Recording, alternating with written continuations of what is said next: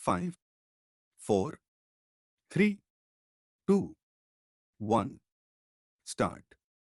The counsel for the petitioner began by stating that the impugned order passed by the learned trial court was unsustainable in law and deserved to be set aside. It was submitted that the trial court had committed a serious error by dismissing the application of the petitioner under the relevant procedural code, despite the fact that the petitioner had sufficiently established a prima facie case. The counsel contended that the entire proceedings before the court below were vitiated on account of non-application of judicial mind and failure to appreciate the settled principles of law governing the maintainability of the suit. It was argued that the petitioner had approached the court with clean hands and had placed on record substantial documentary evidence to show that the possession of the disputed property was lawfully obtained and continued without any interruption for a considerable period.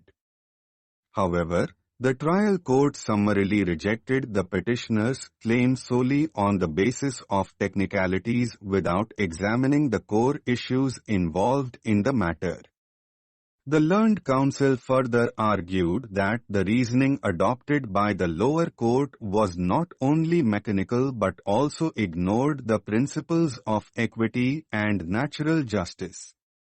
According to the petitioner, the court below ought to have appreciated the fact that the relief sought was based on undisputed documents and long-standing conduct of the parties. The learned counsel submitted that the trial court failed to consider the admissions made by the respondent in the written statement as well as during the course of oral testimony, which clearly supported the claim of the petitioner. On the other hand, the learned counsel appearing on behalf of the respondent opposed the petition and supported the findings recorded by the trial court.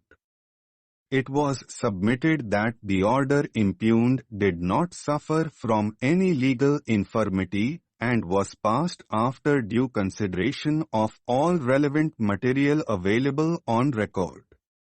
The counsel contended that the petitioner had not come to the court with full disclosure and had deliberately withheld crucial facts in order to mislead the court.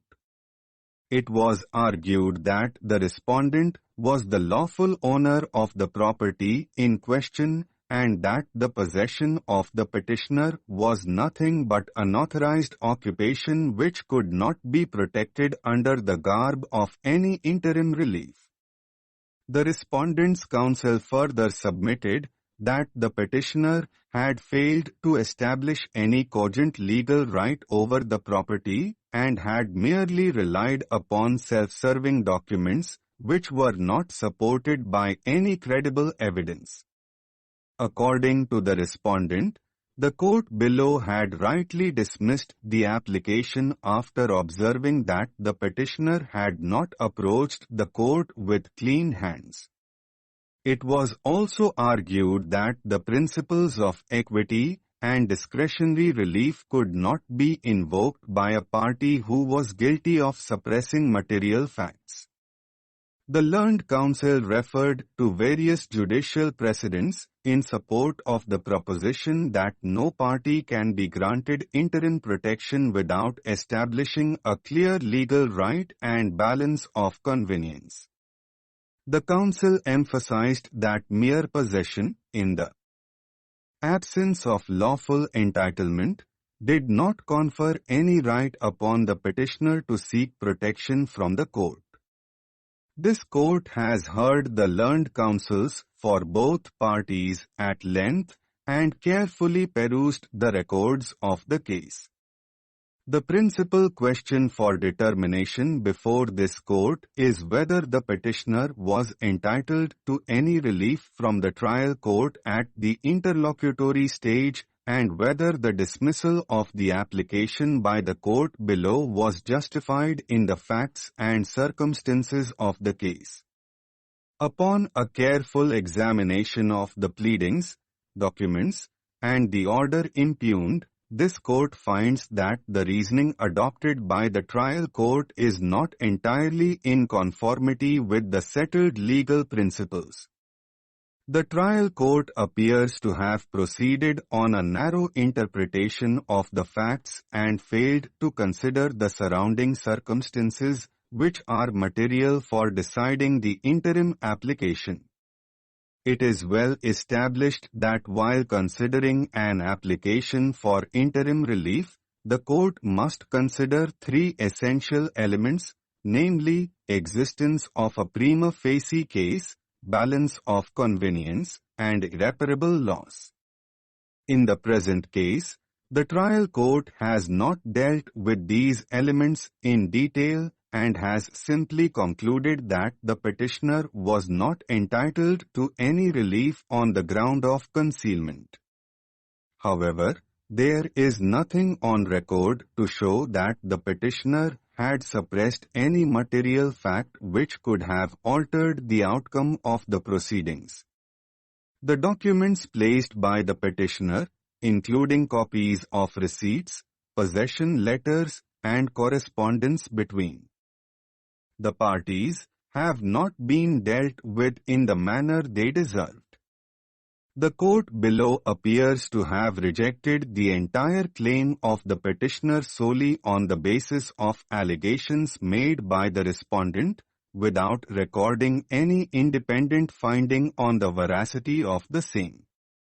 This court is of the opinion that in a case involving possession and rights over immovable property, the courts must adopt a cautious and balanced approach while dealing with interim relief applications.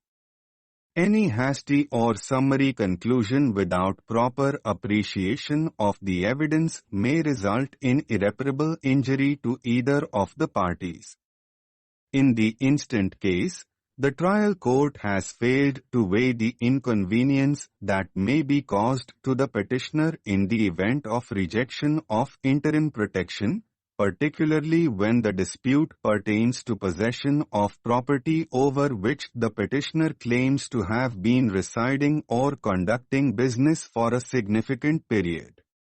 While this court does not intend to express any opinion on the merits of the matter which are yet to be adjudicated by the trial court, it finds that the order impugned does not reflect a comprehensive application of mind and therefore cannot be sustained. Accordingly, the impugned order is set aside, and the matter is remanded to the trial court for reconsideration of the application filed by the petitioner. The trial court is directed to hear both parties afresh and decide the application for interim relief strictly in accordance with law after affording adequate opportunity to both sides. Stop.